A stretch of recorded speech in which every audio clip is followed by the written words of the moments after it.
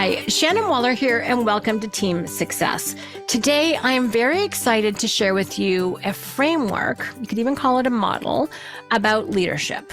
And I'm kind of excited because I've had this in my mind for a long time. I've drawn the kind of a triangle shape on paper, but until recently, I didn't have the insight to think of what it actually meant. And I've been finding it really useful because I'm coaching someone on developing their leadership capabilities. And it kind of struck me that there are three key elements to what's important. So of course, I want to share this with you. So what the heck are the three key elements? Number one is to know thyself. Number two is to know the other person. So know your team member, your colleague. And number three is to know the goal, know the project, the result, the impact that you want to make. And when I say know, I mean be excited about it and be incredibly clear about it. So let's dive into each one of these individually, and then we'll talk about what happens if any of them are missing, because that's really the proof in the pudding. So know thyself. If you've been listening to this podcast, you know that I'm a huge fan. I am certified in like all the things, as many as I can get my hands on. So I'm certified in Colby. Love that for 26, 27 years now. Holy mackerel. That's been a huge gift in my life. I'm also certified in DISC. I have a very strong working knowledge of Clifton Strengths. I'm certified in print, and as of last week, also certified now in Working Genius, which I am incredibly fond of. It's the only unique ability teamwork tool I've ever found, to put it into my language. I highly recommend it. And just to give you a little context about Working Genius, it is 20% a personality profile and 80% a productivity tool. How much do you love that? It is 10 minutes and $25. And seriously, it may not even take you 10 minutes. It's designed to be simple. It's designed to be effective. It identifies your working genius, identifies your working competency, and your working frustration. So it's definitely in that personality heart realm in terms of what you care about, but it educates your teamwork incredibly well. And what is fun for you, the parts of a project that you love doing. So it's widget, which describes the whole stages of a project. Wonder is asking the big questions. Invention is coming up with ideas to answer those questions.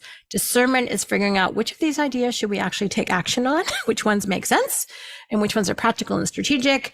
Galvanizing, getting people to take action and rallied around this idea. Enablement, supporting people to get what they need to be able to do their portion of it. And finally, tenacity, getting that sucker across the finish line, getting it done. So obviously there's a few other dimensions that are really, really fun to learn about at the certification and good to practice. But this whole idea of what are the stages of a process and where do you fit? Where do you want to do it? What gives you energy is incredibly insightful. Great take on unique ability. And then how you do each of your two favorites is, of course, all of the other tools that I just mentioned. So I'm finding that one incredibly useful, integrative, fascinating, all the things. It explains so much, especially meetings. They have a whole section on meetings on how to make meetings better. It's worth it for that alone. It's so good. So this is all in the context of know thyself. Obviously, it also applies to knowing the other person with whom you work, which means you have to be interested. There's a mindset shift here. If you have the assumption that everyone is basically the same and that your success is not because of your own innate capabilities or strengths, but really it's because just of what you've learned, you're really focused only on the cognitive, and that if other people aren't doing it, it's because they're not applying themselves well enough, they're not smart enough, they're kind of just a not so smart version of you, right? And then you get super frustrated because you think everyone should be able to do it the same. Now, the more I've learned about strengths and capabilities, non-strengths, I'm just incredibly aware that people are very uniquely constructed. Everyone is unique, including you. And so I need to respect that about myself, that I'm unique. How I'm put together is there's no one else quite like it. And then other people, I need to give them the same grace. I need to share the same mindset with them. So your uniqueness plus their uniqueness. Now, that's nice, but just because you know intellectually what they're interested in, from a heart affective context, what they're passionate about, and then how they strive, that's what Colby measures. Just because you know all that still doesn't make sure anything's going to happen. There's nothing there to lead. You haven't determined where you're going yet. And that's why that third element, other part of the triangle, is really being incredibly clear on where are you going? What is important? And some coach tools are phenomenal for this. There's impact filter, certainty, uncertainty. Impact filter, if you haven't already downloaded it, please do. It's available off strategiccoach.com. Phenomenal tool. The fact that we give it away for free is awesome. Yeah, there's so much you can do with that. It's ridiculous. But it really helps you set your intentionality and understand the success criteria. What's the best and worst? What's the ideal outcome, importance? It's the what, the why, it's all the things. So the impact filter is a great way to get literally on the same page about what the project is. So really being clear on that means that all of a sudden you've got a focus, you've got a channel, your energy is directed. Your cognitive, your affective, and your cognitive energy is all directed towards a result. That is the point of leadership. You have to be going somewhere. It involves leading. And that means helping direct people to how to use their best strengths, protecting them and yourself from where you're not strong or don't have a lot of energy. So really, really key to have all of these elements. So let's talk about what happens if you are missing any of these.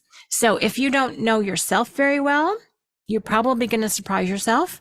And well, my personal rule is I trust people to the degree that I think they know themselves.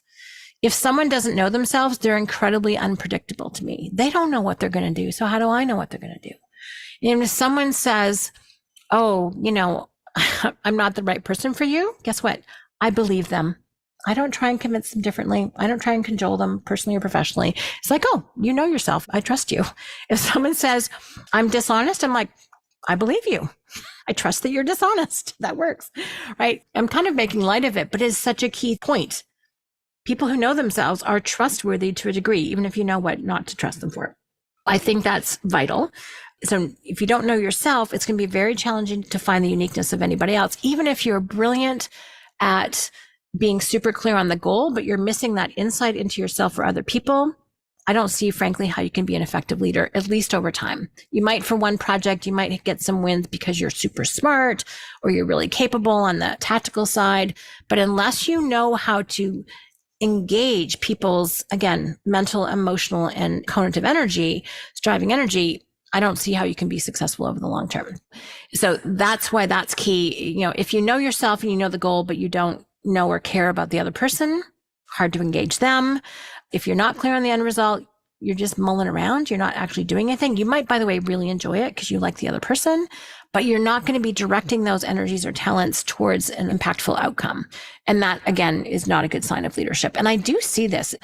I see people who don't know themselves well, don't know their team well, and then are really fuzzy on the end result, and all nice, good people, but completely ineffective.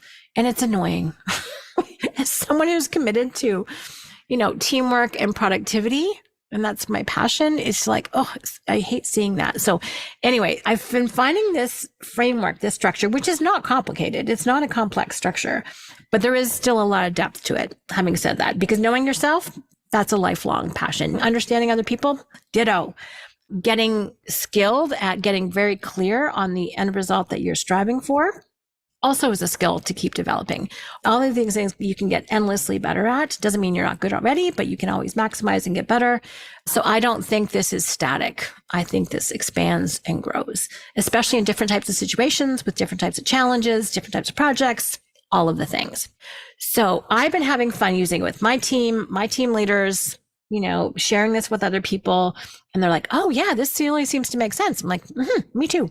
So I want you to go test it, try it, experiment with it, reflect back on your own experience. If a project went well, were these elements in place or not? And then if a project did not go well, were one of these elements missing? What have you learned? Sometimes we learn about ourselves by things that did not work. And I think that's an excellent source of learning. Our tool called the Experience Transformer is based on a mindset about the greatest teacher are actually those things that did not go according to plan versus the things that did. We don't always learn that much when things go as we expected because we already had it in our head.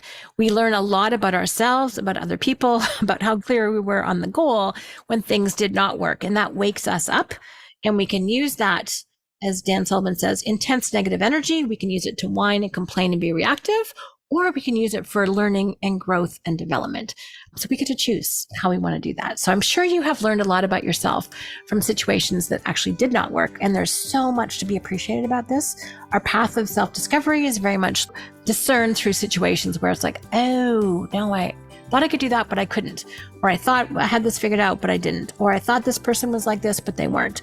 Or I thought this goal was worthwhile. It wasn't. This is how we learn. So appreciate those circumstances because this is how you got to where you are now and where you are now.